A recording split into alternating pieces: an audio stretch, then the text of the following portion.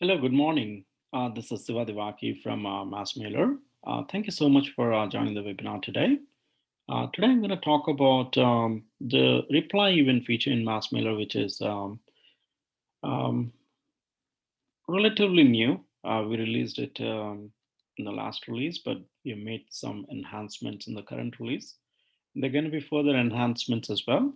But I think it's very important to kind of understand how the reply event works in MassMailer and what kind of setups are needed in order to capture this. So what you have to do is one-time settings in the DNS hosting server, and also the MassMailer setup. You will have to do a little bit of a setting. And once you've done that, so we are able to capture the reply MassMailer email status events. Um, that is in MassMailer. So if you're familiar with MassMailer email status, the object, it captures all the email events such as delivered, processed, open, click, unsubscribe, so on and so forth. And now we have introduced this reply event as well. So which means anytime there is a response to your email, you would see a reply event that gets created, which means a MassMailer email status record with the email, the event value as reply. So what kind of settings are needed? So if you are on 2.46 or 2.47, you must have noticed inbound parser. So we actually did not encourage any customer to set this up in 2.46. So you can wait till you upgrade to 2.47. That's the latest version. So mostly in a couple of weeks or so, you should be able to officially get an email from us that you can upgrade to 2.47. But if you're a brand new customer, just got on MassMailer, and if you already have 2.47, so this is okay. You can go ahead and do this kind of settings, no problem. So you would notice inbound parsers tab under MassMailer setup account settings. You just have to enable that inbound parser. So we automatically populating that particular page. I just have to enable that inbound parser. Not going real technical here, what that inbound parser means. Um, just in very simple terms, when you're sending out an email, today you're sending it via MassMailer, and then it goes through SendGrid. So the sending server is a SendGrid server, right? That is the email server that you're using to send out emails, SendGrid account that you have.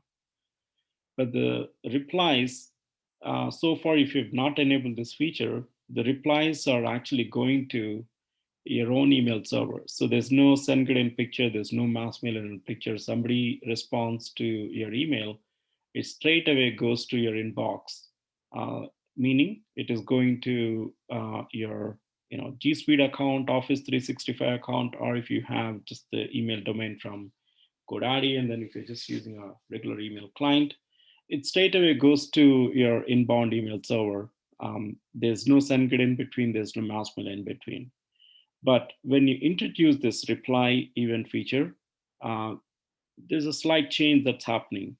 So we actually transfer the replies to SendGrid, the inbound parser. So that's basically part of MassMailer now.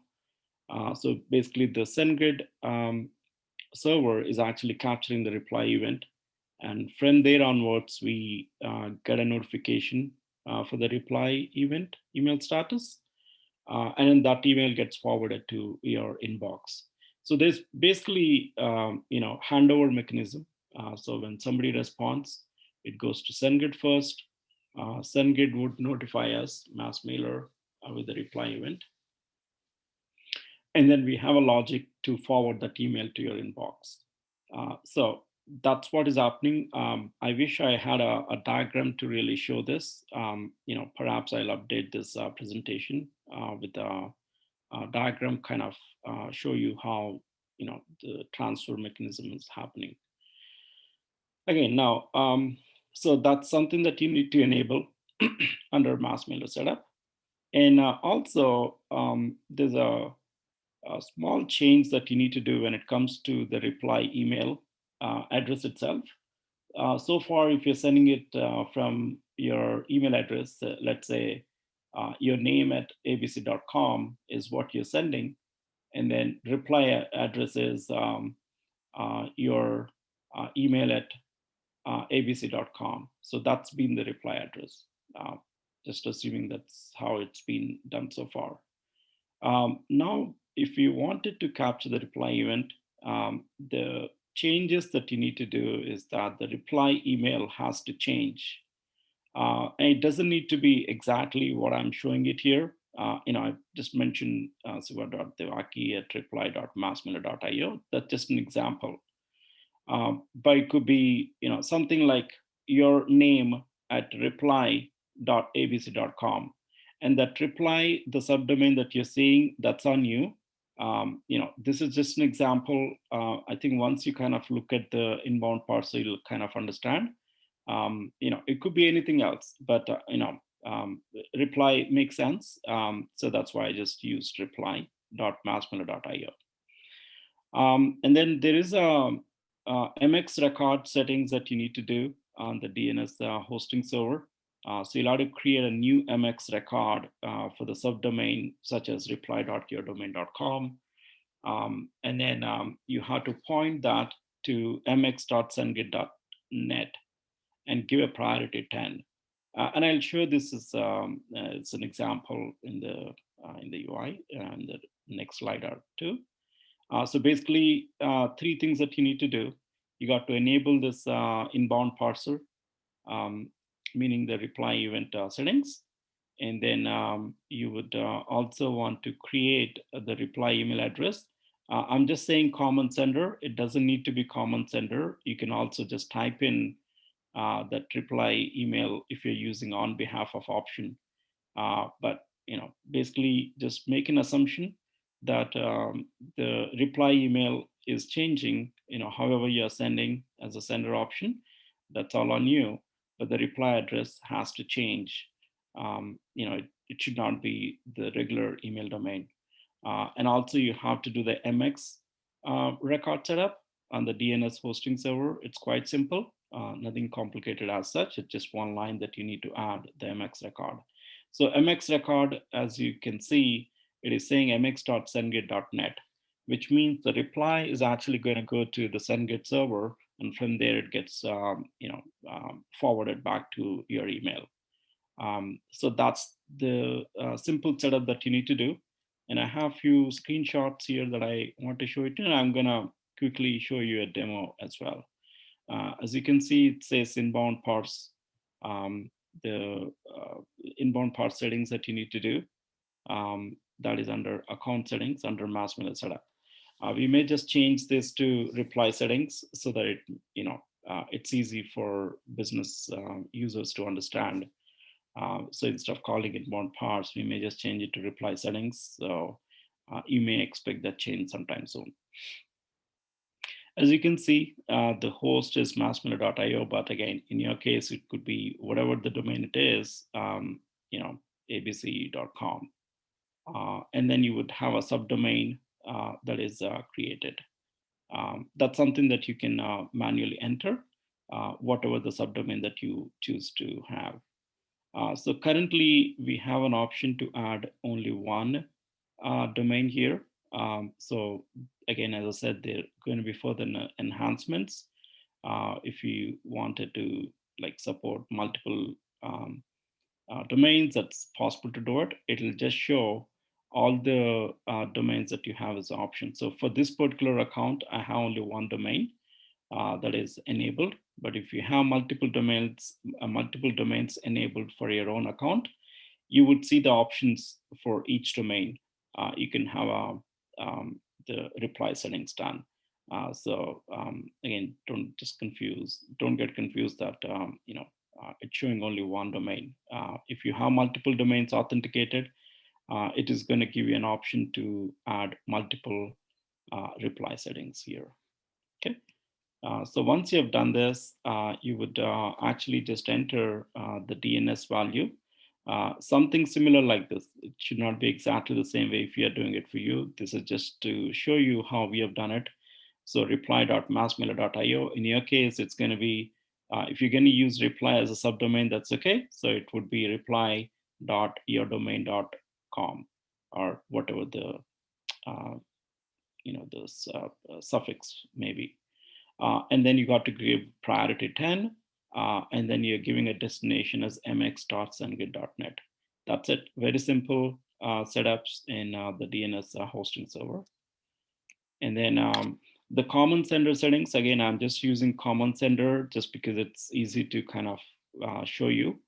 Assuming that you're sending an email from yourdomain.com, the reply email should be the reply email address. So there's no real email address that you have, as you know, but it is basically just denoting that this particular subdomain, reply.massmailer.io, has an MX record that is pointing to SendGrid. So if somebody sends an email to this reply.massmailer.io, it goes to SendGrid because we have done the DNS settings, and from there it gets forwarded to you. So this is just to show you an example how the common sender can be set up. But again, if you're manually trying to type in, you can, again, do that, but it may lead to errors. That's the reason why we recommend using common sender. That way, okay, you're actually using a different common sender value here, where you have the reply to a different email address that's pointing to SendGrid servers. Okay, so that's all what you need to do from a setup perspective. So let's just quickly go to the demo here. So I'm going to go open the setup, show you the settings here.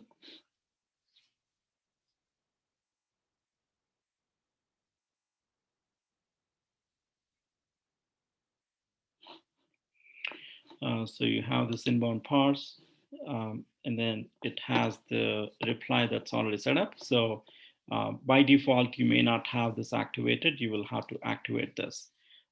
So that's all what you need to do, and then choose what subdomain you want to have. So whatever subdomain that you actually enter here, and that's the same thing that you're going to enter in the MX record. And of course, you also have to use that in your reply to email as well. So basically, choose this carefully because this is going to be static once you use it here. So, I mean, it can always be changed. I'm not saying that it is permanent. You can always change this to something else. But again, you will have to redo the setup. So just make sure that you have chosen the subdomain. We recommend reply, but it can be anything else if you wanted to have a different one. That's not an issue. So this is one setup that you have to do. And the other setup that I mentioned that is in the DNS, I'm not going to demo that today, but that's something that's quite easy to do it on your hosting server. So based on the presentation slide that I just showed it to you. And then we go to the email settings, and I have set up the sender settings here. This is just to kind of keep it very simple, just to make you understand. Again, it doesn't need to be common sender. It can be manually typed in when you're doing the on behalf of, ideally. Or if you're using any other option, you can always change the reply to email based on whichever option that you're using. Send as a user. If you're sending as an user, that user needs to have the reply email as a different email address. So again, just to make it easy, I think it's better to use a common sender though, so that you don't make mistakes. So just create a common sender here, and then give the from address, whatever the email address may be, and the reply is the reply.massmailer.io. Okay, so that's all what you need to do. And then, and if you want to test this out, so let's say I have a different email address here. It's not my mass mailer, so this is the sender. So what I'm going to do, I would actually go send an email from this particular email address. All right.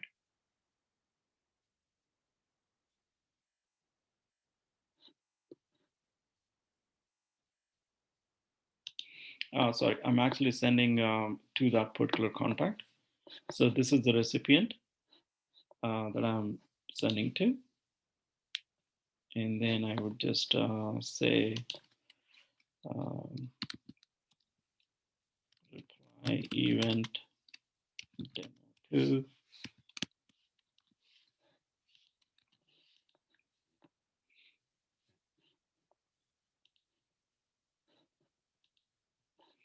In the sender options, I'm choosing the common sender. The reply, as you can see, the reply email address is different. So once you've done that, go to the next steps. Everything else is same. And then we're going to launch it.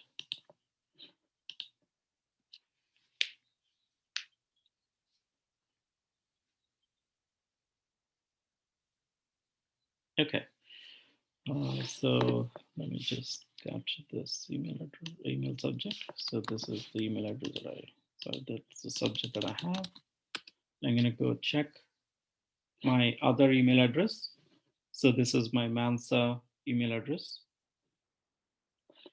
Basically, I sent an email to this Mansa sys from the common sender, that is massmailer.io, but my reply to is reply.massmailer.io. So basically, that is what I've done.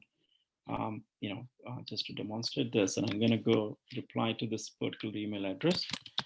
This is my response to your demo email, and then just delete everything else. Okay, and then I would just send it. So basically, if you can see this, the reply is sent to siva.devaki at reply.massmailer.io is what you're sending to. So now I should be seeing that reply event in this particular list. So I'm just going to go add a subject here.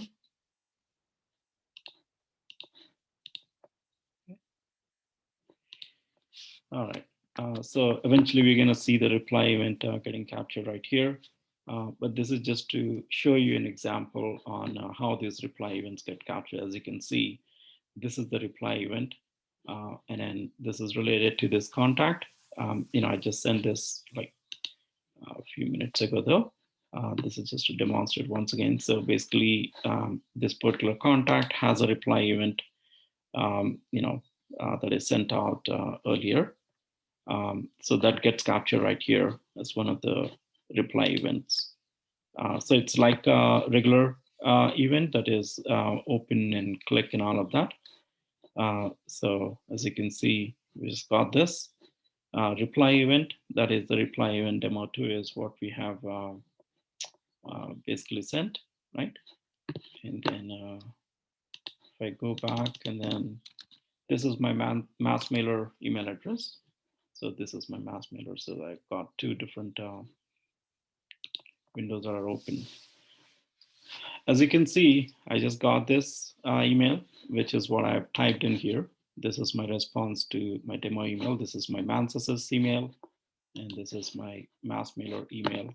And I got that email right into MassMailer. So that's how basically you reply back, and then you can capture the reply events right in MassMailer as this reply event. So it's quite simple to set it up. Once again, we recommend to wait till you upgrade to 2.47. That way you have more flexibility on the subdomain. We're not stopping you if you want to go use what you have right now, but it is ideal if you can just wait for 2.47. There's one more small improvement that we are making. So that's only a recommendation, but if you're curious to test it out, feel free to set it up in 2.46. I'm not going to stop you. It'll work, no problem. But ideally, you should wait for 2.47. Okay. All right. So if you have any questions, feel free to put it in the chat window.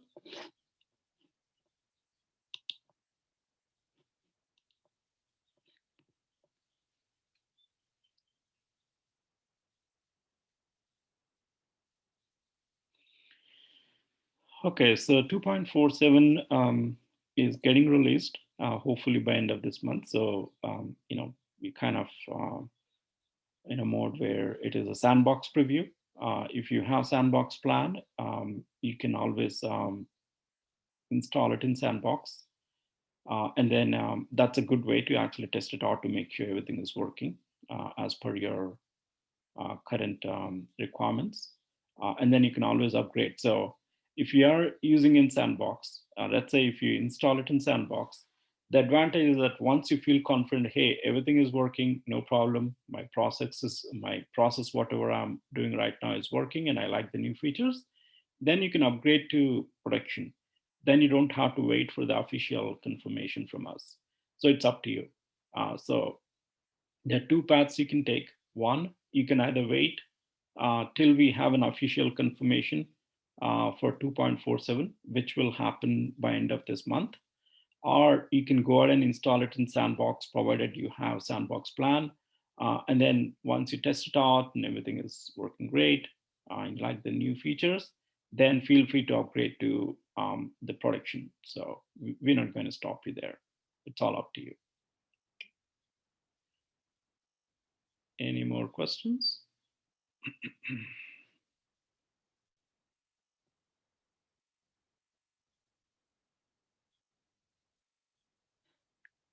Okay. It seems like no more questions. Once again, this is a weekly webinar every Thursday at 8 a.m. Pacific. Feel free to join us again next week. The new topic will be posted to our website, and also it will be sent an email. And the recording for this webinar also will be sent out to you. Feel free to, again, take a look at it. And once again, the recording will be sent, and make sure that you set it up right. And if you have any questions, send us an email, no problem, at support@massmailer.io. Okay, once again, thank you so much for joining the webinar today, and have a great day and have a great evening.